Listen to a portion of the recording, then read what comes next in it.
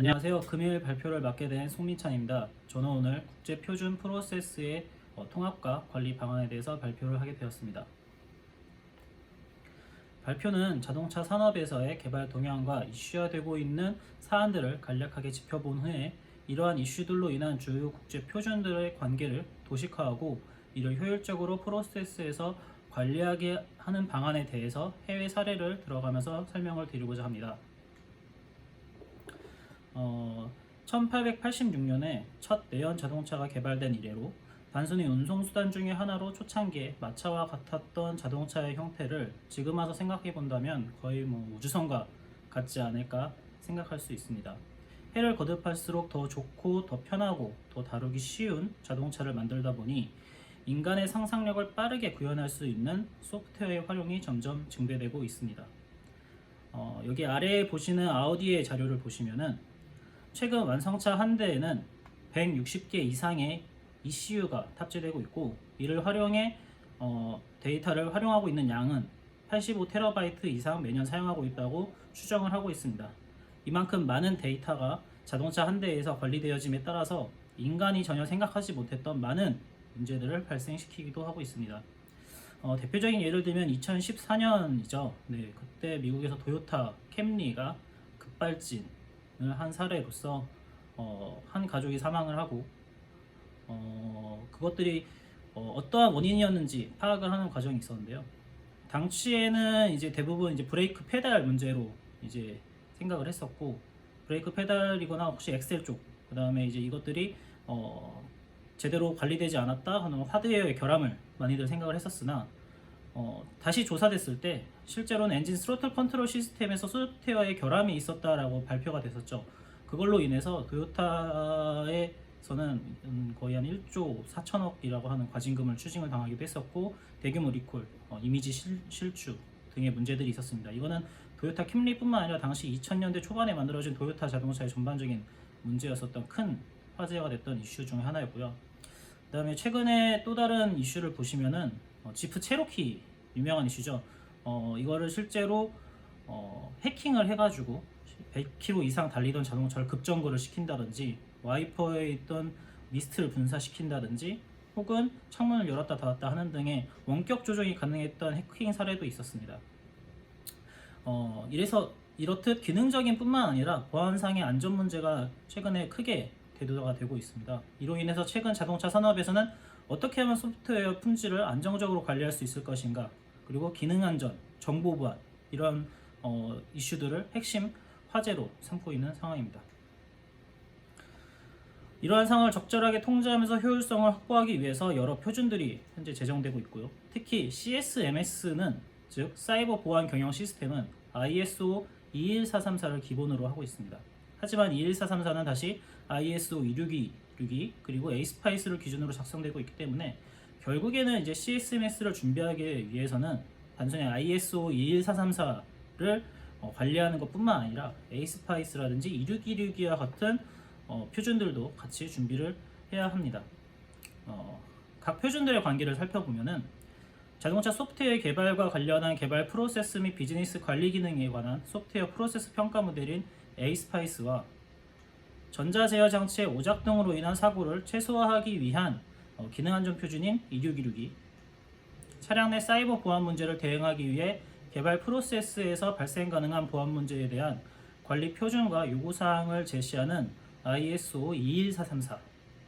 이렇게 세 가지의 표준은 서로 그 목적과 방향성이 다르게 제정되었지만은 결국에 그 내용들을 다시 한번 살펴보게 되면은 개발 및 지원 프로세스에서 굉장히 상호 보완적인 관계를 갖도록 하고 있고요. 표준 내 코어 프로세스는 서로 공유가 가능합니다. 그리고 또한 동기화될 수 있다고 합니다. 하지만 그렇다고 해서 모든 게 공유되는 건 아니고요.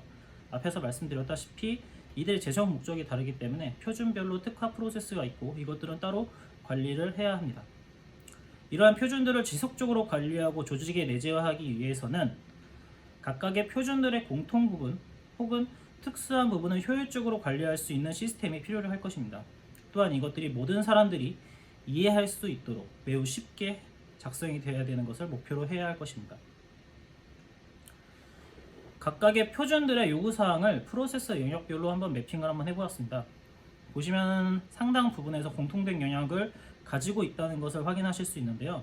하나씩 짚어보면은 모든 표준들이 공통 적용 가능한 영역을 회색으로 표현하였고, 시스템, 소프트웨어, 그다음 프로젝트 관리, 리스크 관리 영역은 모든 표준이 적용되는 영역이라고 할 수 있습니다.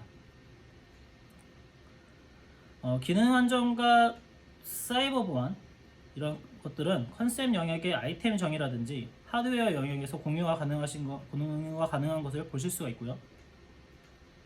에이스파이스와 기능 안전의 공통적인 부분은 소프트 영역에서 품질 심사, 검증, 변경 관리 등에서 영역을 공유가 가능한 것을 보실 수가 있습니다. 이를 토대로 앞서 설명드렸던 바와 같이 표준 내 프로세스의 코어 부분은 서로 공유가 가능하기 때문에 각각의 표준들을 위한 개별 프로세스를 정의하기보다는 하나의 프로세스에서 공통된 표준들을 요구사항을 매핑하는 방식으로 통합 관리가 가능할 것으로 보입니다. 하지만 이제 각각의 표준들이 그 재정의 목적에 맞게 특화된 부분을 가지고 있다고 말씀을 드렸는데요. 보시는 바와 같이 분홍색은 사이버 시큐리티의 특화 영역, 귤색은 기능 안전, 보라색 부분은 에이스파이스의 특화 영역만을 표현을 했습니다. 이를 토대로 사이버 시큐리티와 기능 안전은 컨셉 단계에서 특화 관계를 가지고 있으나 에이스파이스는 소프트웨어 영역의 특화 영역을 가지고 있음을 알 수 있습니다. 따라서 전체적인 관점에서 보시게 되면은 공통되는 부분이 많기 때문에 활동별로 동일하게 매핑할 수 있지만 특화되는 부분에 대해서는 추가적으로 정의가 따로 필요하다고 할 수 있습니다. 그렇다면 이러한 표준들을 어떻게 관리를 하는 게 좋을까요? 먼저 표준이 적용될 사내 프로세스의 구조를 파악을 해야 됩니다.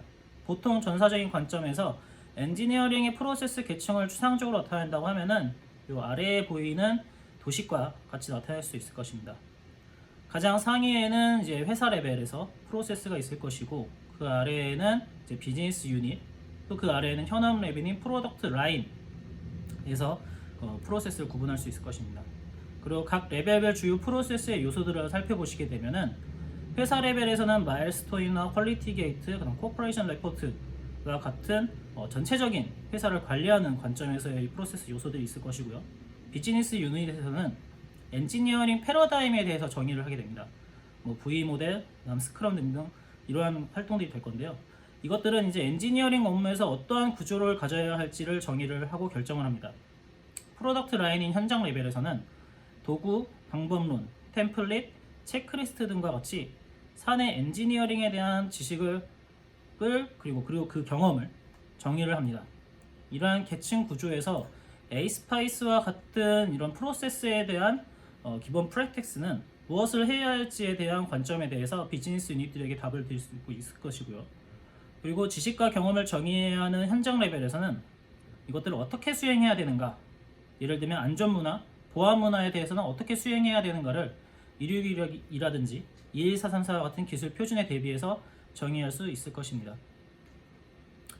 이렇게 프로세스의 구조를 구분한 다음에 각 개발 영역별로 무엇을 어떻게 해야 할지에 대해서 적용을 해야 합니다. 예를 들면은 V모델 기준에서 소프트웨어 엔지니어링 2, SW2의 소프트웨어 아키텍처 디자인에는 몇 가지 활동들이 정의가 될 것입니다. 지금 보시는 화면과 같이 총 6가지의 액티비티들이 정의가 되어 있고요. 이 활동별로 각각의 요구사항, 기술 표준들이 제시하고 있는 요구사항들을 단순히 이제 매핑하는 작업을 하면 될 텐데요. 이게 굉장히 간단한 작업처럼 보이지만은 현실에서는 이게 만처럼 쉽지 않습니다. 이유는 기존의 프로세스의 자산들이 대부분 텍스트 문서로 작성되어 있기 때문입니다.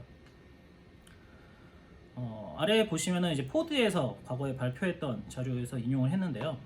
포드는 기존 절차서나 기존 절차서가 전부 워드나 이제 PPT, 엑셀로 정의가 되어 있고 이것들을 공유 폴더에서 전부 관리를 하였다고 합니다. 그리고 이것들이 다 배포가 되고 고객들이 유저들이 그것들을 확인을 하고 하는 과정에서 서로 연결되지 않는 것을 확인할 수가 있는데요. 왜냐하면 이것들이 따로따로 관리되어 있고 절차에서는 이것을 가르치고 있지만은 다른 곳에 있는 가이드라인을 찾아서 그것들을 실제로 열람하고 실제로 맞는지 매핑을 하고 이 버전이 내가 찾던 버전인가 다시 찾아봐야 되고 이러한 매번 이런 과정들이 불편하게 됐고 또한 이런 가이드라인들을 업데이트하거나 프로세스를 업데이트함에 있어서도 굉장한 시간과 노력이 필요하게 되었습니다. 텍스트 문서 자체는 이제 한번 작성되면은 영원히 지속된다는 지속성에서는 큰 장점을 가지고 있지만은 시간이 지날수록 새로운 버전이라든지 신규 문서가 발생이 되고 결국 문서의 양은 방대해지고 보시는 그림과 같이 복잡해지는 문제를 갖게 됩니다. 이렇게 관리되지 않는 문서들은 유저들로부터 외면이 될 것입니다. 점차 현장과 동떨어지고 논리적이고 원론적인 내용만 프로세스에 담게 될 것이고 결국 유저들은 이것들을 이해하려고 하지 않을 것입니다. 그러다 보면은 결국 현장과 괴리감이 생기고 관리되지 않은 프로세스 문서는 방치가 되거나 폐기가 되게 될 것입니다. 이러한 문제는 하나의 회사에서만 발생되는 문제는 아니고요. 여러 군데에서 이러한 사례들을 볼 수가 있습니다. 따라서 이러한 것들을 극복하기 위해서 해외에서는 프로세스의 디지털 트랜스포메이션이라는 활동을 지금 하고 있습니다. 프로세스의 디지털 트랜스포메이션의 핵심은 아키텍처 모델링을 기반으로 프로세스 전문 시스템을 구축함으로써 가지고 있던 많은 프로세스 자산들을 데이터화하는 것입니다. 이 아래의 그림과 같이 기존의 경험들과 방법들을 시스템 내에 업무 표준으로 구조화를 하고 이것들을 표준 프로세스로서 정의를 합니다. 이때 에이스파이스라든지 2626이 그 다음에 21434와 같은 표준들을 매핑을 하고 이러한 멀티플 표준들을 하나씩 표준 프로세스에 내재화하면서 프로세스에 대한 시인성을 확보를 하고 복잡한 프로세스를 개선을 하며 조직 내에서 조화를 이룰 수 있도록 하고 있습니다. 이러한 디지털 트랜스포메이션에서 가장 선두에 있다고 하는 기업인 독일의 메소드 파크는 스테이지스라고 하는 프로세스 통합 관리 솔루션을 제안을 하고 있습니다. 메소드 파크가 제시하는 이 솔루션은 CEO이자 에이스파이스를 처음 제정한 힌델 박사에 의해서 고안되었는데요. 그 컨셉을 보면은 기존의 자산들, 즉 절차서 혹은 가이드라인, 템플릿 등을 프로세스 자산들을 스테이지스 내에 통합을 시키고 이게 통합된 스테이지스 내에 통합된 표준들은 각각의 컴플라이언스, 국제 표준들과 매핑을 하게 됩니다. 이렇게 매핑이 된 자산들은 표준화가 되고 데이터화 될 것이며 이를 통해서 프로세스를 개별 프로젝트 환경에 적합한 프로세스로 테일러링을 합니다. 그 진행 결과를 추후에 모니터링하고 레포트로 출력해서 다시 표준 프로세스로 반영을 하면서 지속적으로 프로세스가 관리될 수 있는 라이프 사이클을 만들어주는데 도움을 줄 수 있습니다. 스테이지스를 도입한 수많은 기업들은 사내 표준 통합과 더불어 효율 극대화라고 하는 양날검과 같았던 두 마리의 토끼를 잡을 수 있었는데요. 여기 보시는 바와 같이 GM은 오랜 시간 축적된 자산과 프로젝트의 경험이 제대로 통합되고 관리되지 않아서 오히려 독이 된 경우라고 할 수 있습니다. 실제로 사용되지 않았던 도구임에도 400개 이상의 도구를 사용하고 있었고요. 그 다음에 소프트웨어 조직 자체도 급성장을 하게 되다 보니까 실제로 사내 프로세스에 미숙한 조직원들이 상당수 존재하게 되었습니다. 하지만 스테이지스라고 하는 이러한 관리 도구를 도입한 이후에는 각 활동별 필요한 도구들, 그 다음 내용들을 다 정의를 하고 표준화할 수 있었습니다. 그러면서 흩어져 있던 도구들의 정보를 하나로 통합을 하였고 기존의 400개 이상이었던 도구들의 유지 보수에 대한 비율이 70% 이상 감소되었다고 스스로 보고를 하였습니다. 또한 미숙했던 조직원들도 데이터화된 정보들을 스스로 찾아가면서 스스로 공부하면서 그러면서 자신들이 몰랐던 부분들을 찾아가고 알아가고 그러면서 급성장한 조직들 자체도 빠르게 따라올 수 있게 되었습니다. 허니웰 같은 경우에는 미국의 이제 국방항공 산업에 종사하고 있는 기업인데요. 그들의 프로세스 문서들은 대부분 다 PDF로 되어 있었고요. 그 양도 500개 이상 되고 있었습니다.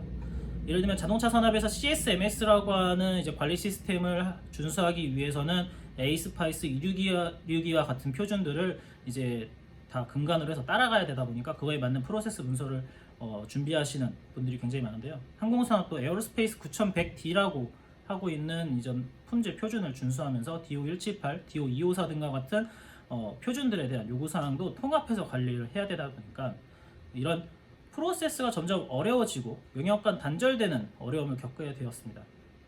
이들은 스테이지스 내 프로세스를 데이터화하면서 국제 표준의 요구사항과 프로세스를 통합하였고 이를 통해서 복잡했던 프로세스를 개선해 나가면서 모든 절차를 65% 이상 감축하였다고 발표하였습니다. 지멘스는 이제 의료기기 산업에서 이제 스테이지스를 도입을 하였고, 의료기기 자체에도 많은 표준과 규제들이 있고 그것들을 다 매뉴얼 안에 넣다 보니까 매뉴얼 자체도 굉장히 복잡해지고, 그러다 보니 그것들을 따라야 되는 개발자들은 효율성이 굉장히 저하되는 걸 느꼈습니다. 그래서 이것들을 모두 통합할 수 있는 시스템을 도입을 하면서 그들의 개발 효율성은 30% 이상 향상되었다고 합니다. 탈레스와 같은 이제 국방 철도 기업 같은 경우에도 철도 산업 표준은 준수해야 되고, 그것들을 매번 오디트를 통해서 심사를 받아야 되는데, 그 심사 자체도 매년 50건 이상 되다 보니까, 예를 들어 한 건을 심사하는데 3개월 준비해야 된다고 하면은 거의 1년 동안은 계속 심사 준비만, 전문으로 대응해야 되는 팀이 따로 있어야 될 정도로 비효율적인 상황이 계속되고 있었습니다. 하지만 이러한 흩어져 있던 데이터들, 본인들의 프로세스 자산들을 하나로 통합을 시키고 데이터화시키니까 본인들이 프로세스에서 원했던, 오디트에서 요구되어지고 있던 내용들이 레포트로 쉽게 작성이 되고, 데이터들이 레포트로 자동으로 작성이 되고, 그것들을 제출함으로써 본인들이 지금까지 했어야 했던 업무들이 자동화되고, 그러다 보니까 심사 준비에 대해 공수가 50% 이상 감소되었다고 합니다.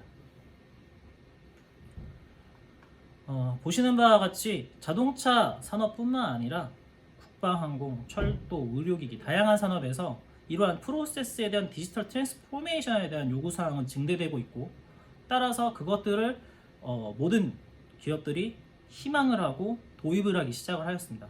최근에 국내에서도 현대그룹에 있던 모비스나 삼성, LG와 같은 그룹들, SK에서도 스테이지스를 개발 환경에 도입을 시키고 그것들을 토대로 트랜스포메이션을 진행을 하고 있으며,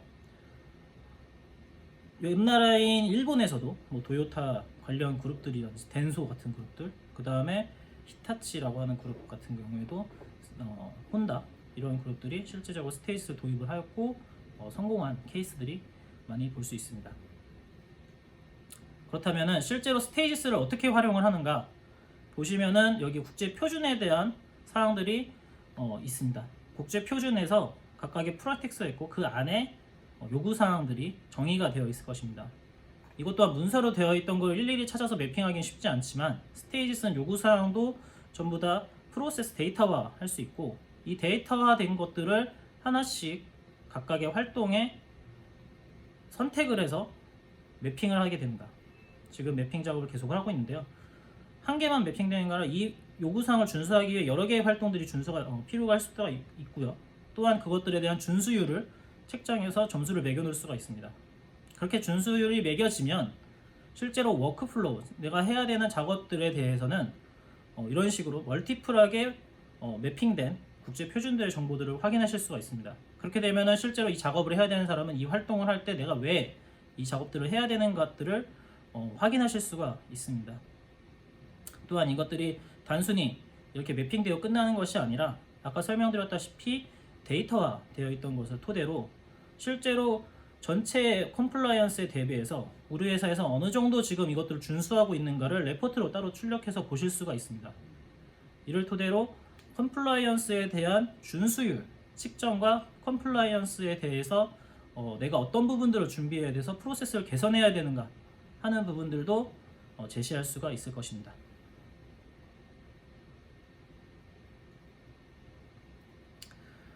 차량 내 소프트웨어의 적용이 급증하고 있고, 이로 인한 품질 이슈와 이를 예방하고 개선하기 위한 국제적인 움직임이 점점 바빠지고 있습니다. 그로 인해서 에이스파이스 1612 11434와 같은 국제 표준들은 중요한 이슈로 화두가 되고 있고, CSMS도 2022년부터는 강제화되면서 빠르게 우리가 대응을 해야 됩니다. 하지만 이를 관리할 능력, 이것들을 전부 적용할 능력에는 반드시 한계가 존재합니다. 그 한계의 원인 중 하나가 바로 문서로 관리하고 있는 우리의 프로세스이지 않을까 생각됩니다. 하지만 해외에서는 이런 것들을 이미 극복하기 위해서 프로세스에 대한 디지털 트랜스포메이션을 제시하고 있고, 이를 토대로 실제로 국제 표준에 대한 대응 능력과 업무 표준화, 그다음 효율성 증대라는 토끼를 잡고 있습니다. 그러면서 빠르게 이미 시장을 선도하고 있는 기업들을 우리는 만나볼 수 있었을 것입니다. 우리도 이제부터 이러한 디지털 트랜스포메이션을 통해서 한층 더 빠르게 시장에 대응을 하고 앞으로 준비해야 할 CSMS에도 성공적으로 대응할 수 있도록 해야 될 것입니다. 저희 한컴 인텔리전스는 여러분의 성공을 위해 계속해서 지원하도록 하겠습니다. 이 영상을 보시고 궁금하신 내용이 있으면 저희 지금 사전 질문을 받고 있습니다. 그 질문에 대해서는 저희가 3월 18일까지 취합을 한 다음에 라이브 세미나를 통해서 답변 드리도록 하겠습니다. 또한 질문 주신 분 중에는 추첨을 통해 저희가 이제 상품도 제공드리고 있으니 많은 참여 부탁드리도록 하겠습니다. 감사합니다.